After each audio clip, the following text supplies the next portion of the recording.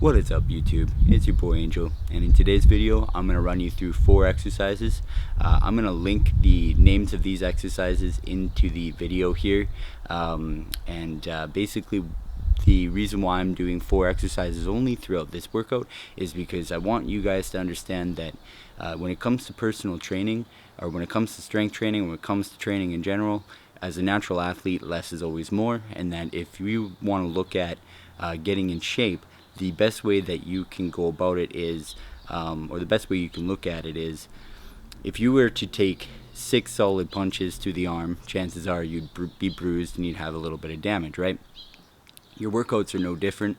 You really don't need a lot of, you don't need to abuse yourself when you're coming to the gym. You really don't need a lot of damage in order to create adaptation and growth. And so when it comes to being a natural athlete, instead of trying to run these programs where you're doing these high volume, high frequency exercises, for example, say 3 different exercises for your bicep, all training into complete failure every single set, you want to try to taper that down and start doing things like frequency and only training to failure maybe once in each of your exercises for one muscle group.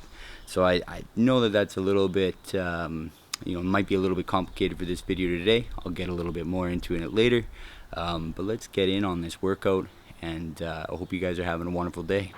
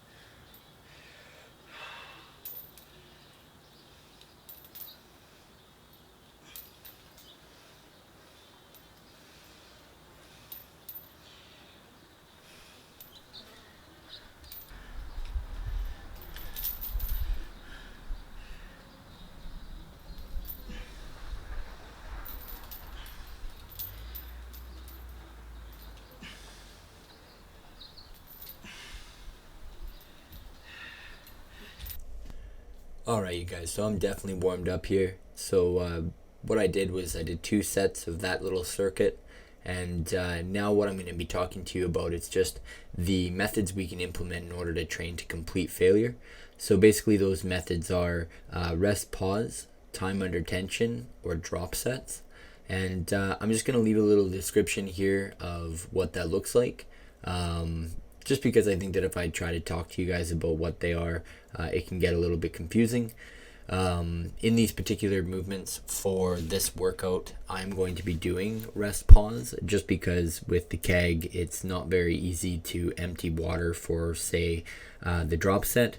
And, it's not that I can't do time under tension, I just didn't feel like doing it today.